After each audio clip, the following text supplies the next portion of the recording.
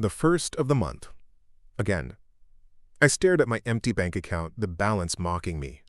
For 3 straight months, the rent check from the duplex our parents left us had simply vanished. $3,000 gone. My brother, Mark, played dumb every time I called.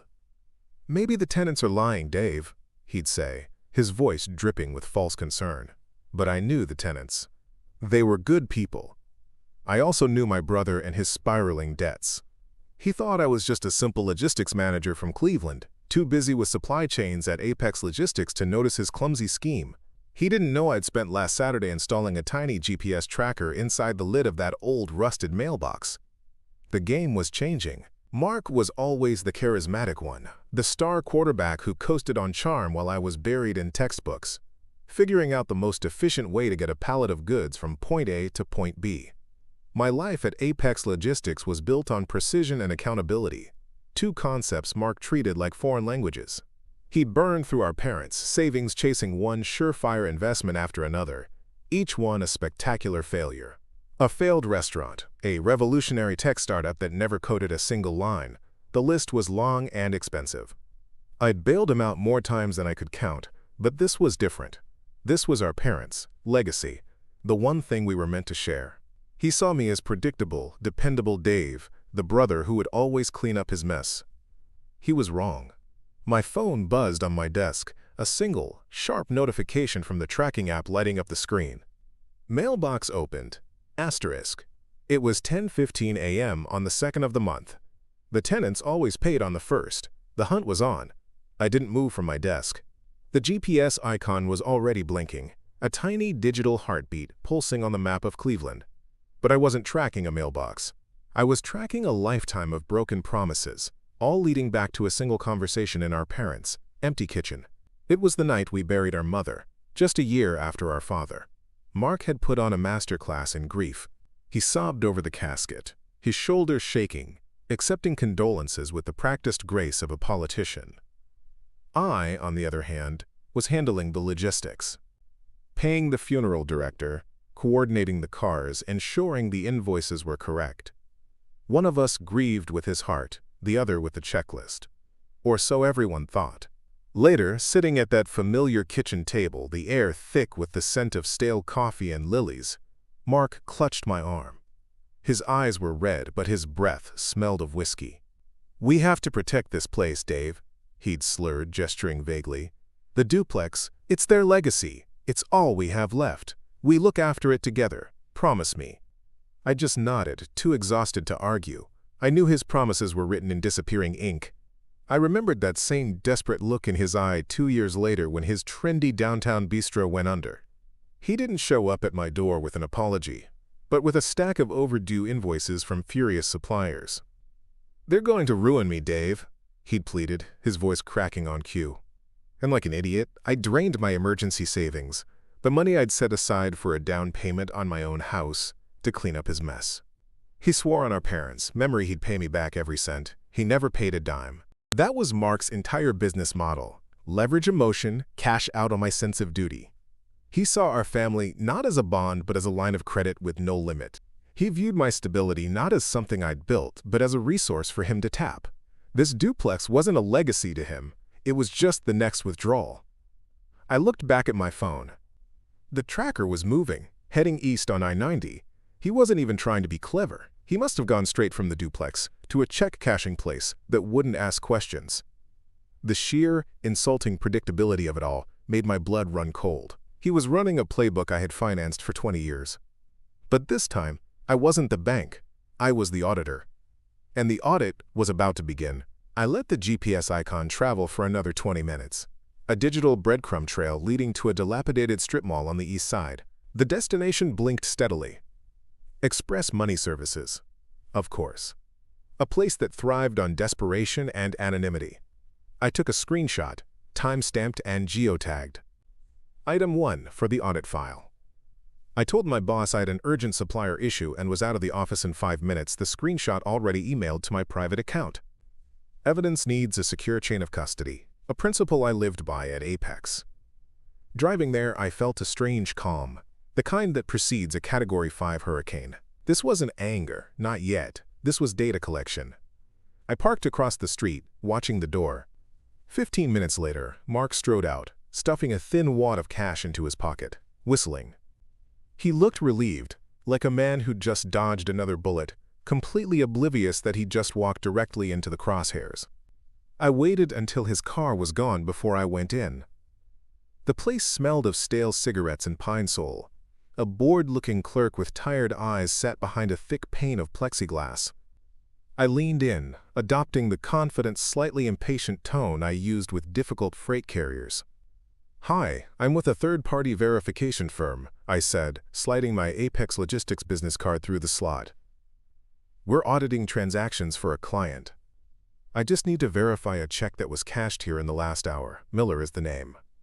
The clerk barely glanced at my card. "Can't give out customer information. Policy."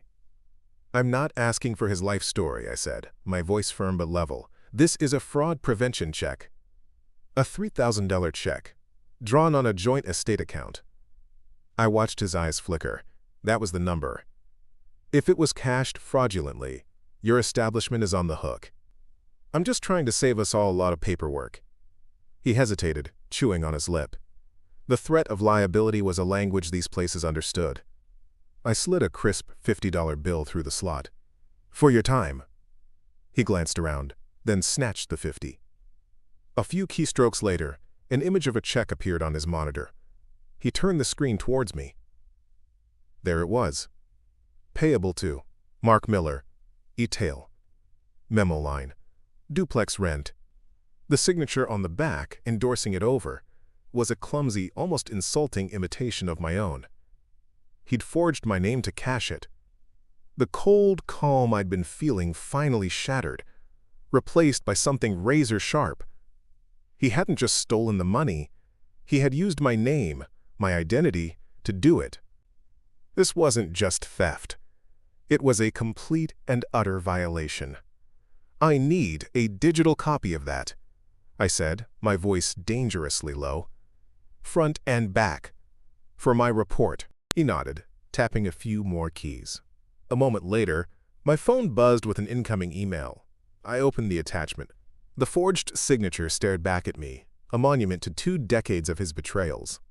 I had the final, irrefutable piece of evidence. The audit was complete. Now, it was time for the collection.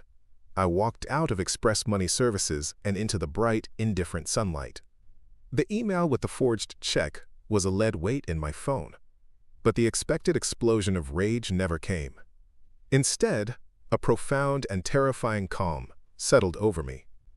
It was the same feeling I got at Apex when a critical shipment went missing somewhere between Shanghai and Rotterdam. The panic and anger were useless noise. All that mattered was the data, the process, and the solution.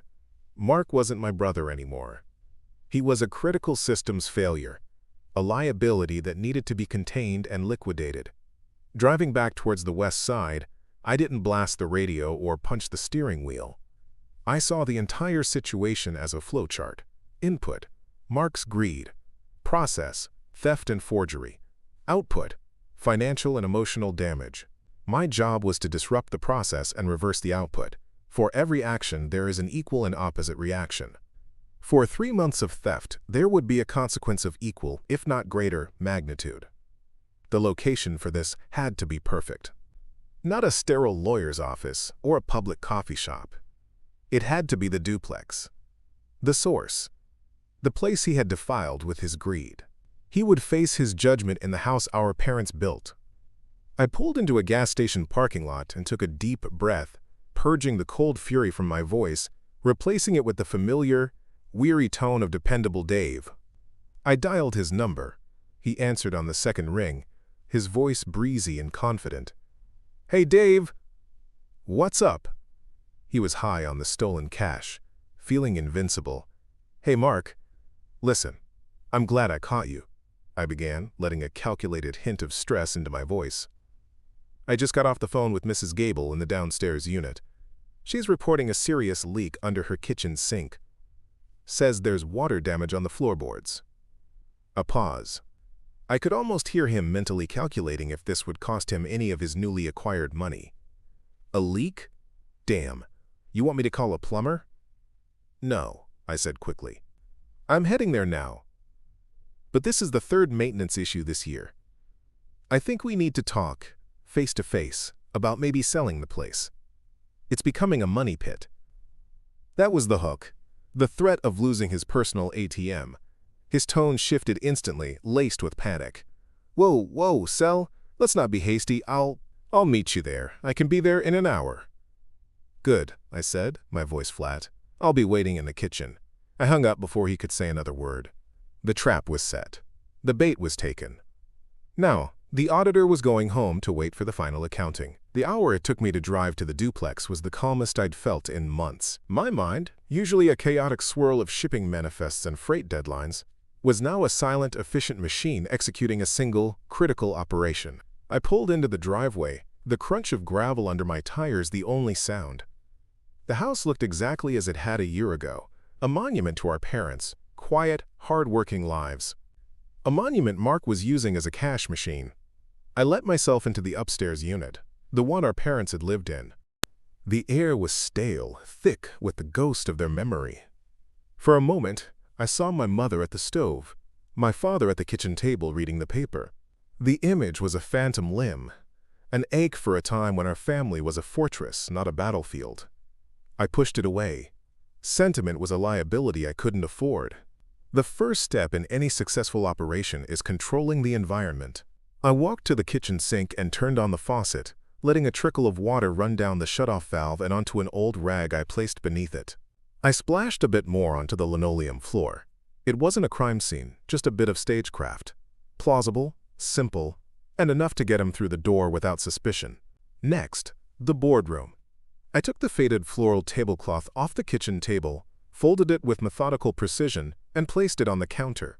The bare wood was exposed, scarred with decades of homework, family dinners, and arguments. I set 2 chairs opposite each other. It was no longer a kitchen table. It was a negotiation table, a courtroom. Then came the evidence. My phone was a digital archive, but digital is too easy to dismiss, too ethereal. I'd stopped at a print shop on the way. I laid out 3 documents on my side of the table, face down, like a poker hand. The first was a printout of my bank statements for the last 3 months.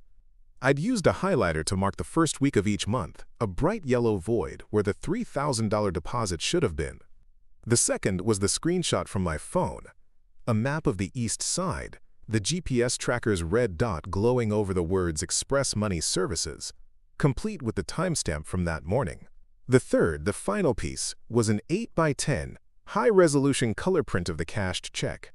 Front and back, I'd had them enlarge the reverse side.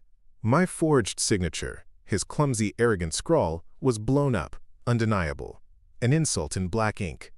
I arranged them in a neat stack, a progression of logic that would lead to only one conclusion.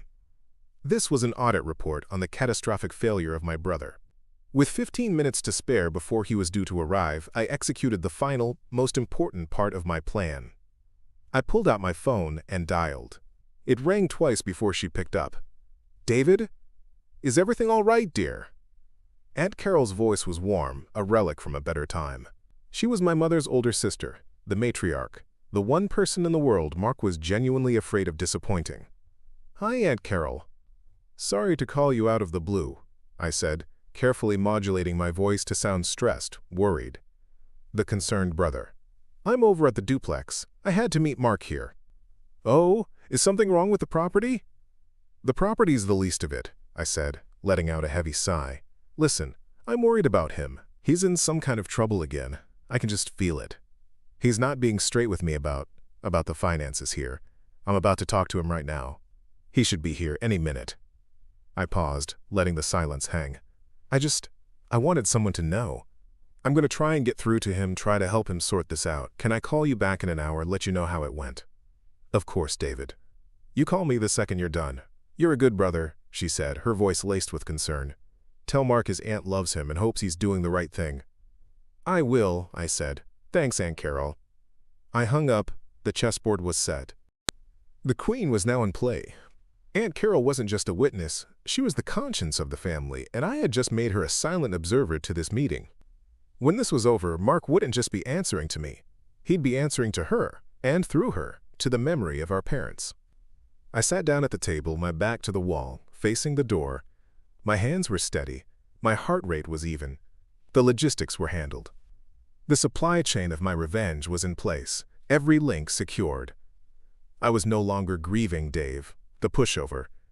I was David Miller, Apex Logistics. I find problems in the system, I isolate them, and I eliminate them. Right on cue, I heard a car door slam outside. Footsteps, heavy and hurried. On the porch stairs. The lock turned. The kitchen door swung open and Mark walked in, a look of manufactured concern plastered on his face.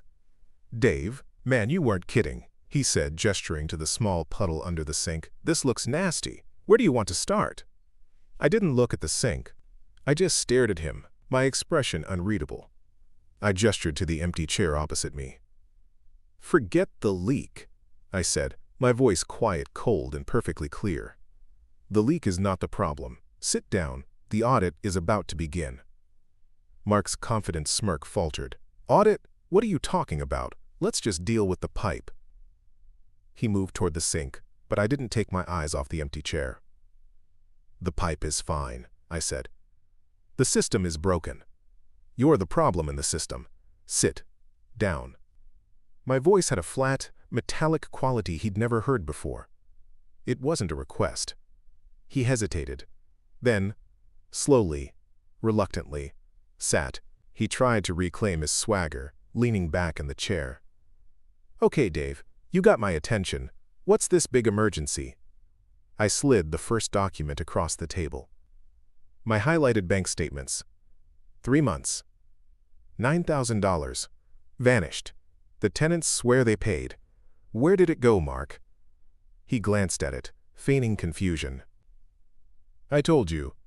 They're probably lying. Or the mail is slow. You know how it is." He waved a dismissive hand, the same gesture he'd used 1,000 times to brush away his problems. "The mail wasn't slow," I said, sliding the second paper over. "The GPS map. The red dot over Express Money Services." His eyes widened. The color drained from his face. "The mail was opened at 10:15 this morning. At this location. Then it traveled directly to this check-cashing facility on the east side. An interesting delivery route, don't you think?" He stared at the map, his mouth opening and closing silently. The charismatic quarterback was gone. In his place was a cornered animal. "What is this? Are you spying on me? That's insane, Dave." "Insanity is doing the same thing over and expecting a different result," I said, my voice dropping lower. "You cashing a stolen check. Me cleaning up the mess.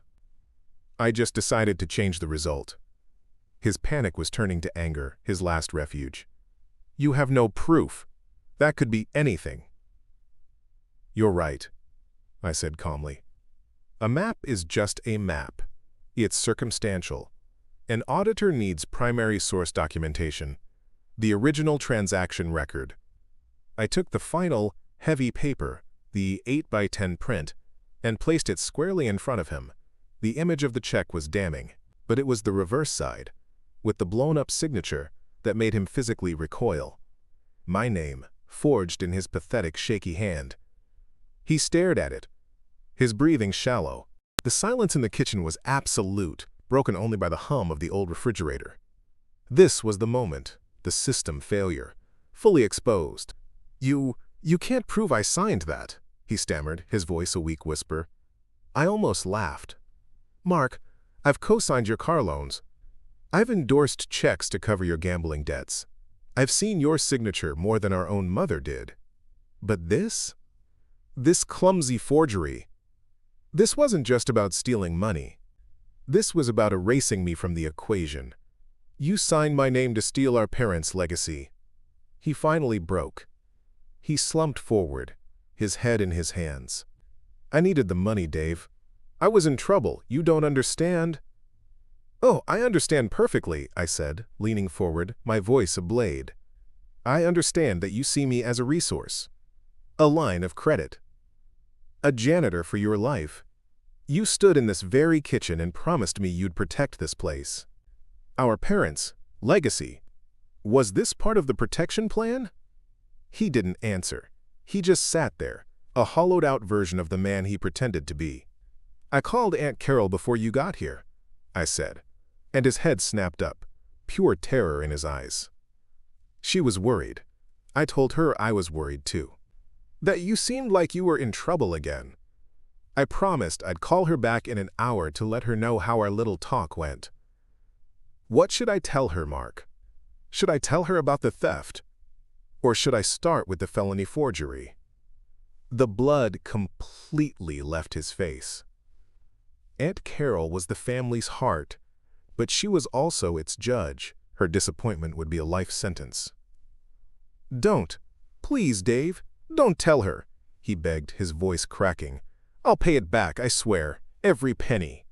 "Your promises are worthless," I stated, as if reading from a report. "They're an uncollateralized asset with a 0% rate of return. We're past that. This is the audit. And now, the settlement." I stood up, walking to the window that overlooked the small backyard our father had tended so carefully. "Here's what's going to happen. By 5 o'clock tomorrow, you will be at my lawyer's office. You are going to sign a document that relinquishes your half of this property to me in full. Your share will be considered repayment for the $9,000 you've stolen and a down payment on the $22,000 you still owe me from your last failed venture." He shot out of his chair. "What? No, that's not fair. This house is half mine." I turned to face him, my calm finally cracking to reveal the white-hot fury beneath. "Fair? You want fair?" The word exploded out of me, a pressure valve releasing 20 years of suppressed rage. I took a step toward him, and for the first time in his life, Mark flinched away from me. "Fair was me draining my house down payment to save your bankrupt bistro. Fair was me fielding calls from your loan sharks while you were on vacation. Fair was me arranging our parents' funerals while you practiced your eulogy.